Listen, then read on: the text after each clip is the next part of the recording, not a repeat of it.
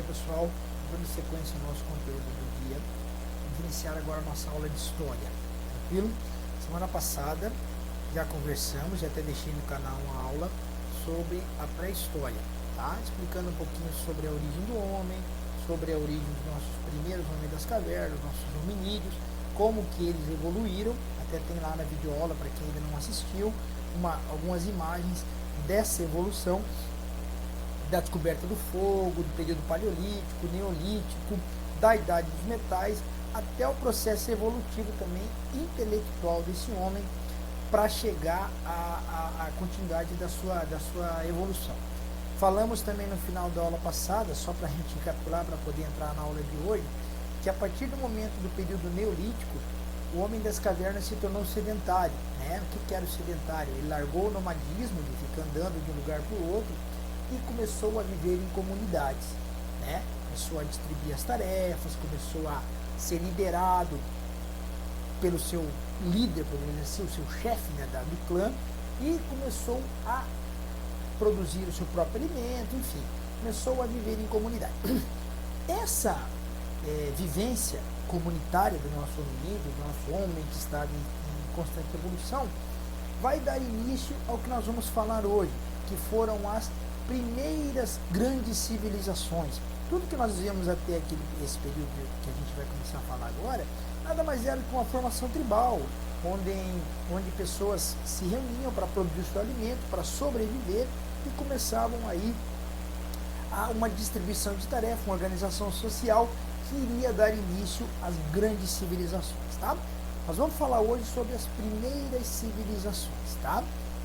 Civilizações essas que nasceram e se desenvolveram sempre próximo de grandes rios, já comentei semana passada, e elas tiveram início no Oriente, tá? Entre as grandes civilizações, nós vamos destacar duas, tá? Que nós vamos estudar separadamente, o Egito e a Mesopotâmia, tá bom? A Mesopotâmia, até tem destacado aqui, ó, é essa região, vocês podem observar aqui no mapa, sempre próximos a rios, principalmente o rio Tigre e o Eufrates. Vamos mudar o slide aqui para a gente poder entender, né? Olha que interessante, pessoal. A Mesopotâmia, esse nome tem um significado, que é a terra entre rios. Ficava localizada exatamente entre o rio Tigre e o rio Eufrates, tá? Então, essa extensão territorial entre o rio Tigre e o Eufrates recebeu o nome de Mesopotâmia e, consequentemente, não a tradução, terra entre rios. E é ali que vai se destacar grande parte da civilização, para a gente poder entender até os dias atuais, tá? Essa região é considerada o berço da civilização, porque é ali que vai nascer e que vai ser dada origem a grandes evoluções que viriam a seguir, tá? Mas André, por que localizar próximo de dois grandes rios?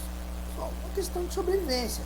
Durante as cheias do rio Tigre e do rio Eufrates, que aconteciam entre junho e julho, existiam grandes inundações, tá?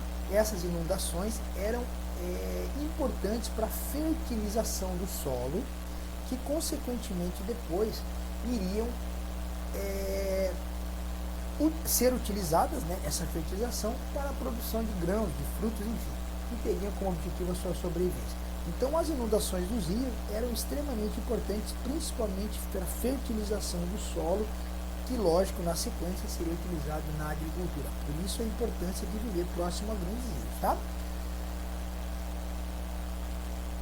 Por estar localizado exatamente nessa região que eu já citei a vocês, era uma região muito disputada. Então, durante um longo período ali, vários povos habitaram essa região. E esses povos, eles iam trocando de moradores, né? Sempre através de conquistas territoriais. Então, olha que interessante, eu coloquei uma relaçãozinha aqui para a gente ver todo mundo que morou ali durante o período da Mesopotâmia, né? Os sumérios, os acádios, os amoritas, que também recebeu de primeiro império da Babilônia, os assírios e os caldeus, que seria então o segundo império babilônico. Esses foram os principais povos que habitaram essa região, tá bom? E nós vamos estudar agora, a partir de agora, um pouquinho de cada um deles para a gente poder entender, tá? Eles eram iguais, André? Em algumas situações sim, mas o principal destaque deles estava na religiosidade, pessoal. E eu quero que vocês prestem atenção nessa palavra agora, porque isso cai em prova. Todos esses povos acima citados, eles eram politeístas. O que é um povo politeísta? É um povo que acredita em vários deuses. Então destaca na sua apostila aí, ó. Politeísta, acredita em vários deuses, tá? Então esses povos aí tinham na sua religiosidade uma divindade extensa de deuses, tá? No qual eles acreditavam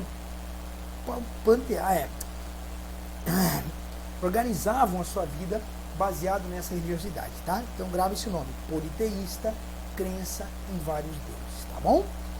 Vamos começar então, pessoal. O primeiro povo a habitar essa região, a evoluir lá do período pré-histórico, foram os sumérios. Começaram a viver na Mesopotâmia por volta de 3.500 a.C. E esses caras, pessoal, foram extremamente importantes para o nosso mundo atual. Foram eles que inventaram a escrita, anota no caderno, sublinha na apostila, anota. Inventores da escrita. E essa escrita, pessoal, era chamada de escrita cuneiforme. Tem que gravar esse nome sim, cuneiforme, tá? Mas por que esse nome? Presta atenção. Eles utilizavam, pessoal, pedaços de argila, coloquei tábuas ali, pedaços de argila, e usavam um estilete, tá? Para desenhar sinais, né? Que nós poderíamos interpretar como letras, e através desses sinais transmitiam a sua mensagem, tá? Cada símbolo desse tinha um significado, entendeu? Então, olha que interessante. Esse aqui é a tábua de argila, né? A gente pode observar aqui. E aqui do lado, ó, é a cunha, né? É o estilete que eles usavam para poder desenhar na tábua de argila, tá? Então, o nome foi chamado de cuneiforme porque era uma cunha que produzia os sinais gráficos. Cada sinal gráfico, já falei, tinha o seu significado. Então destaque isso aí, ó. Os sumérios foram os inventores da escrita. Nome da escrita? Cuneiforme. Fechou? Vamos lá.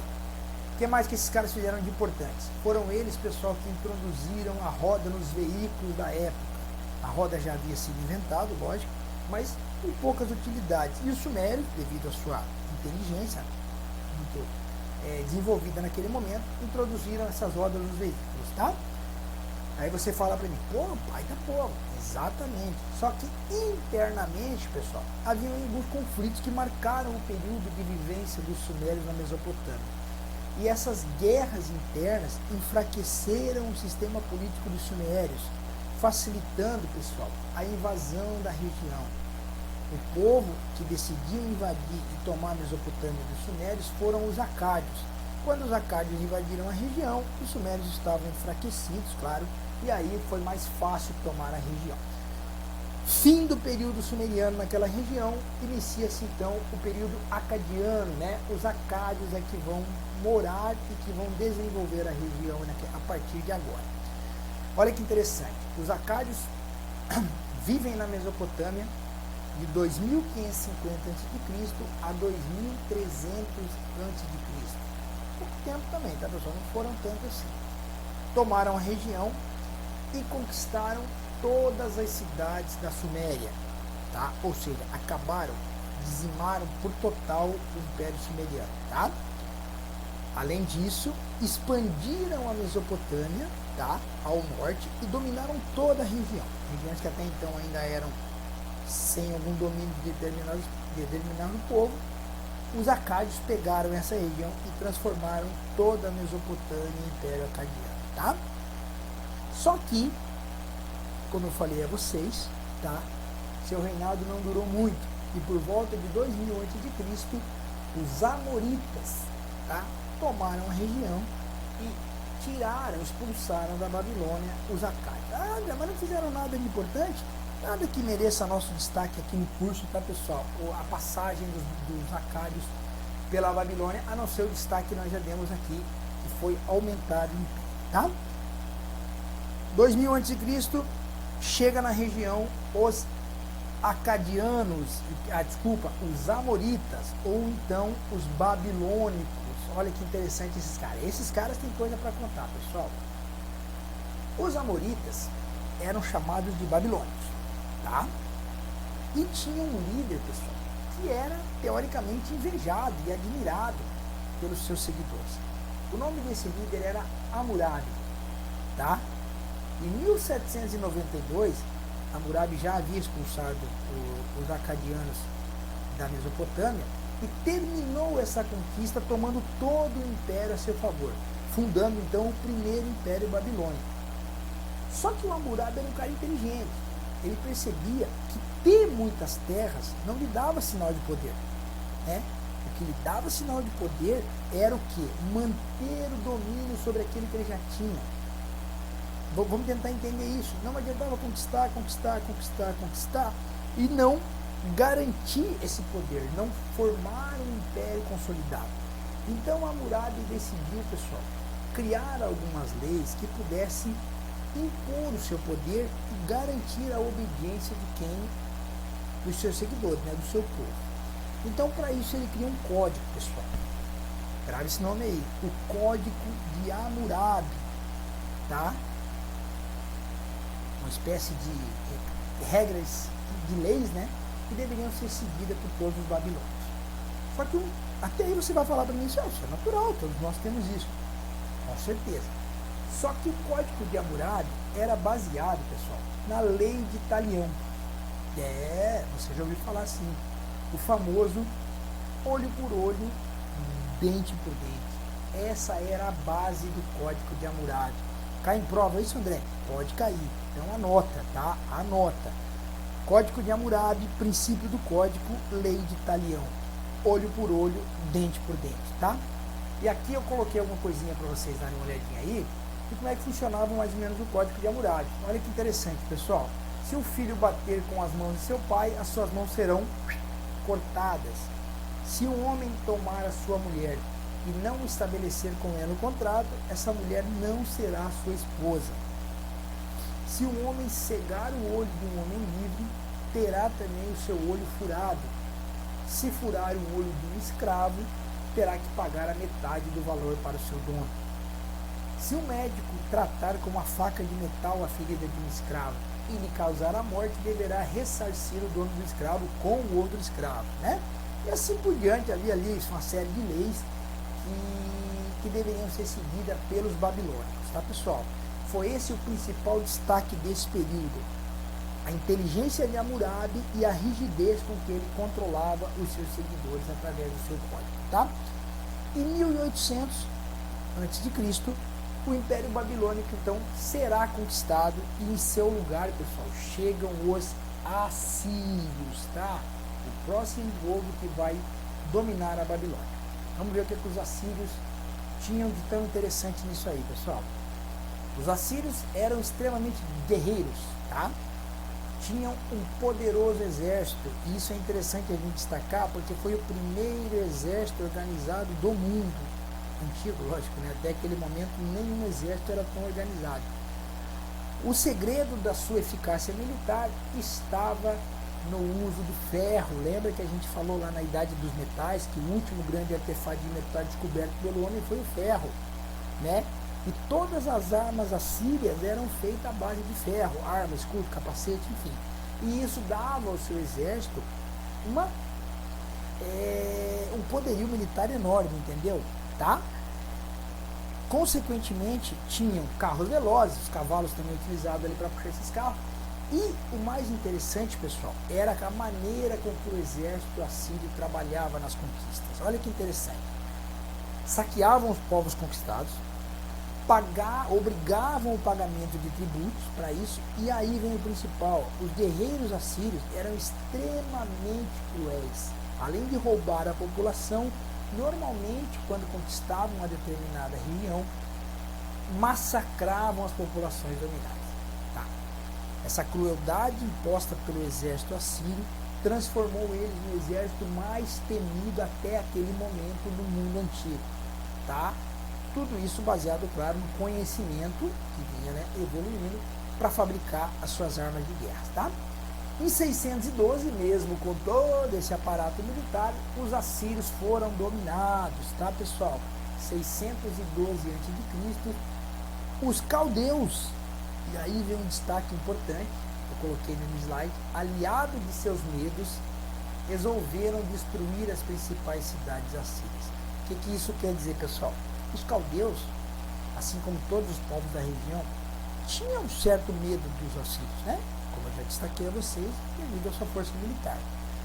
Mas os caldeus resolveram falar, vamos lá, vamos encarar, vamos derrubar esses caras e vamos tomar o poder. O motim, podemos dizer assim, no nome um pouco mais conhecido, né? Os caldeus então resolvem se aliar, resolvem enfrentar os assírios e dá certo, tá? Expulsam os assírios da região da Mesopotâmia e nessa época, 612 a.C., quem toma o poder são os caldeus, tá? E aqui vem uma coisa legal, pessoal, olha que interessante. Os caldeus tinham um rei, que merece um destaque no nosso estudo.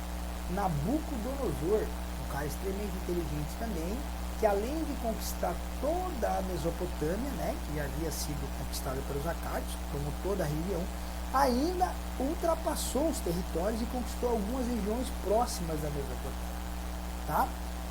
Nabucodonosor transforma, tá, a Mesopotâmia no maior centro cultural e comercial do Oriente, pessoal. Nabucodonosor era um cara inteligente, tá?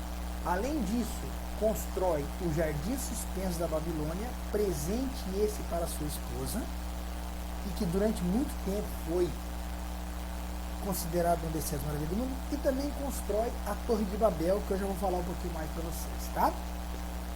Enquanto Nabucodonosor era vivo, os caldeus mantiveram o seu domínio na Mesopotâmia, tá? Não tinham praticamente nenhum enfrentamento que pudesse colocar em xeque o seu domínio.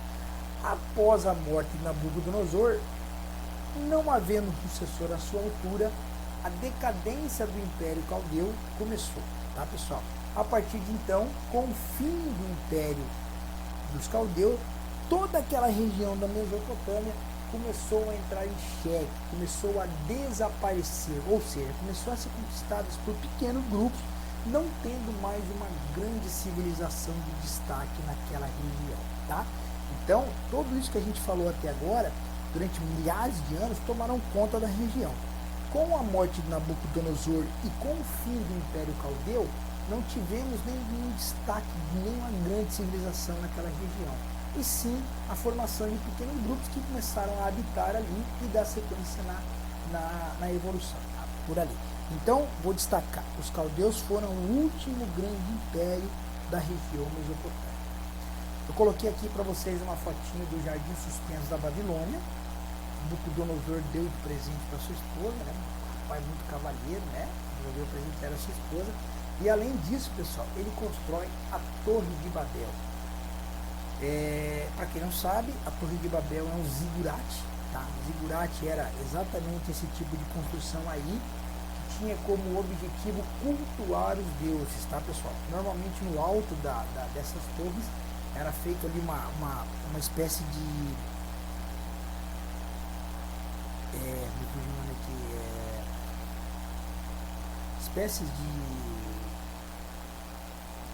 eram feitas oferendas aos deuses, né?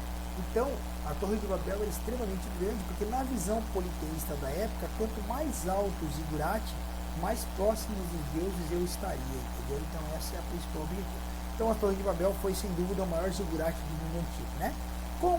Destacando, relembrando, com a morte de Nabucodonosor, o Império Caldeu se desfaz, ou seja, os grandes impérios da Mesopotâmia também se desfazem, tá, pessoal? Tranquilo até aí? Tranquilo, né? Recapitulando. Mesopotâmia nasce aonde? Próximo ao rio Tigre e o rio Eufrates. Significado da palavra, terra entre rios. E de aí por diante, um enorme processo evolutivo acontece nessa região, sempre mudando de povo, mas sempre com colaborações específicas para a sequência da humanidade, tá? Como eu disse a vocês, o outro grande povo que nós vamos destacar na aula de hoje é o Egito, tá, pessoal? Que também recebe ali uma alcunha muito bacana, que é uma dádiva do Nilo.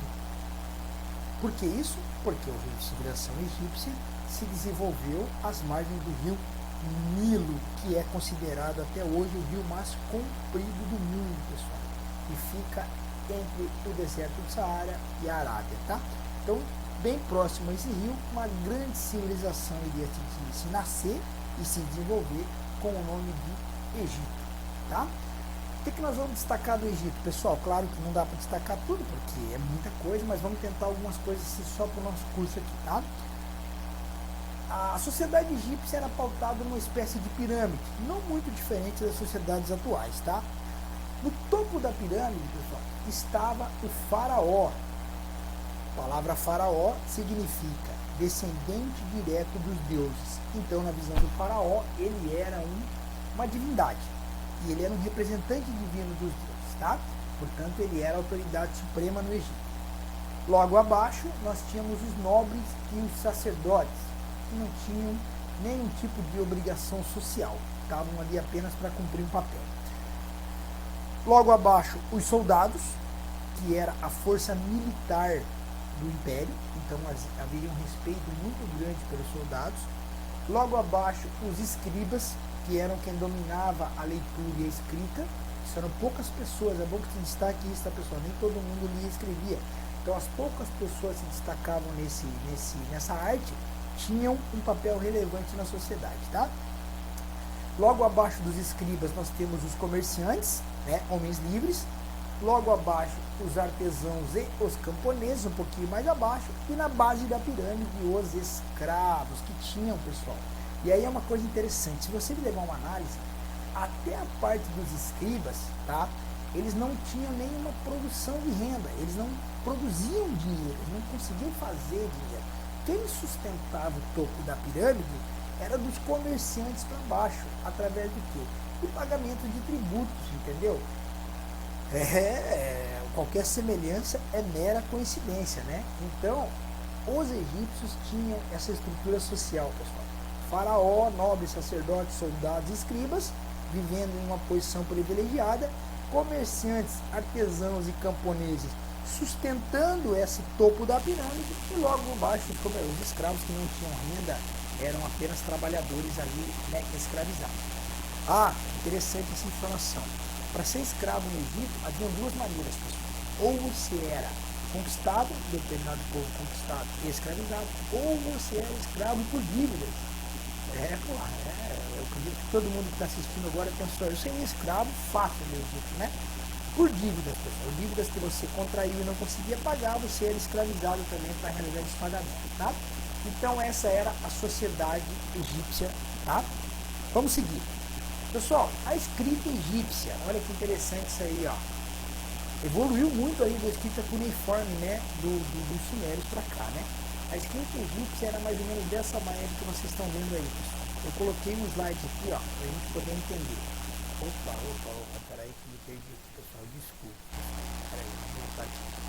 Tá aí, a escrita egípcia, pessoal, ela era a escrita hieroglífica, isso aí está na apostila, tá? Anota aí, a escrita hieroglífica, tá? Ela foi decifrada somente no século XVIII por Champollion, que começou a decifrar todos esses símbolos aí e explicar o que representava cada um deles, tá? Então grava novamente o nome. Escrita egípcia, escrita hieroglífica, baseada em símbolos que tinham os seus significados, tá? Outro ponto importante que nós vamos destacar no Egito, pessoal, era a religiosidade. Como todos os povos do mundo antigo, os egípcios também eram politeístas, ou seja, acreditavam em vários deuses. Até aí não tem nenhum tipo de surpresa para a época, né? Mas eu quero destacar uma coisa interessante para vocês. Olha isso aqui, pessoal. Esse ritual, ele ficou famoso no Egito. Todos nós sabemos das múmias do Egito, tá? O ritual da mumificação era uma coisa extremamente importante na civilização egípcia. Só que, pessoal, não pensem que o Egito é todo cheio de múmias, tá? Somente era mumificado no Egito faraós, pessoas do primeiro escalão ou comerciantes que tinham muito dinheiro que pudessem pagar. O restante era enterrado de forma comum. Tá? Então as múmias egípcias só existiam ao custo para isso.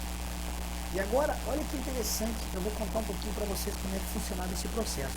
Eles pegavam o falecido, legal, né? Falecido, né? E levavam lá para o 100% da mumificação. Esse rapaz ali com a máscara de cachorro, ele era uma representação do deus Ra, né? O deus da mumificação. E como é que funcionava isso aí, pessoal? Olha que interessante. A primeira coisa era a retirada do cérebro. Tá? Eles retiravam o cérebro através do nariz. Colocavam ali um ferro pontiagudo e pelo nariz eles retiravam o cérebro. Tá? Após isso, era feita uma abertura na cavidade peitoral aqui do falecido, né? Do falecido, e retirado todas as suas vísceras, tá, pessoal? Retirado todas as suas vísceras, né? Feito isso, esse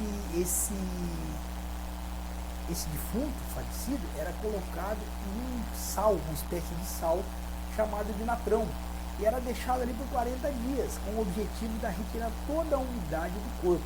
Tá? Passado esse período, ele voltava para a sala de mumificação e aquela cavidade corporal ali que foi aberta, peitoral, era preenchida com produtos aromáticos, com cheiro agradável, né? Para que preenchesse ali aquele vazio.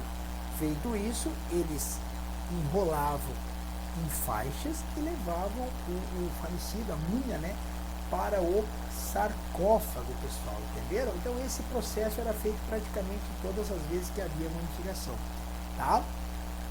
Uma coisa interessante, pessoal, que muita gente não sabe, é que dentro do sarcófago a múmia era deixada com a boca aberta, porque na visão egípcia, pessoal, a alma abandonava o corpo, ia até Osíris, que era o deus dos mortos, prestava conta do que viviam na terra e retornaria para habitar uma morada eterna dentro do corpo, e deveria ter ali a boca aberta ali para que ela entrasse, porque senão ela teria que entrar por outro lugar, né? Então teria que pensar ali por onde a alma poderia entrar, mas aí cada um pensa ali da sua maneira, né?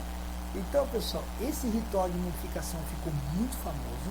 Até hoje muita gente pensa que as múmias todo mundo no Egito que morre vira múmia, mas não é assim. Era um ritual muito caro e somente o faraó, esse claro, era a certeza, e as pessoas que podiam pagar por esse serviço é que tinham o seu corpo mumificado, tá? Destaco também, pessoal, a matemática, uma ciência utilizada e criada pelos egípcios, que teve uma importância muito grande, pessoal, principalmente na construção das pirâmides, tá? E além disso, geometria, astronomia e química eram ciências também que foram desenvolvidas pelos egípcios, tranquilo? E essa aí, pessoal, é as pirâmides de Gizé, tá? Essas são as 3 maiores pirâmides do Egito, tá? A pirâmide de Kefren, que é a maior, a do meio, a pirâmide de Quéops, que é essa menorzinha, e a terceira menorzinha lá no fundo, a pirâmide de Miquerinos, que foram 3 grandes faraós que dominaram o Egito e durante todo o seu período ali de governo mandaram construir as 3 grandes pirâmides de Gizé, que destacam, estão enterrados ali esses 3 grandes faraós aí. Tranquilo, pessoal? Bacana, né? Essa parte aí. A gente vai segurar hoje aqui no período do Egito, né? Para que a gente possa dar uma sequência aí nas próximas aulas. Tranquilo? Peço que vocês façam o exercício. Não vou pedir que vocês façam um exercício nessa aula de história, tá, pessoal? Não há necessidade, até porque a gente vai continuar falando um pouco das civilizações do passado. Após o término desse conteúdo, eu passo o exercício aí. Tranquilo, pessoal? Obrigado por essa aula. Vamos dar sequência no conteúdo. Semana que vem a gente volta com um pouquinho mais de história para vocês aí, tá bom? Obrigado.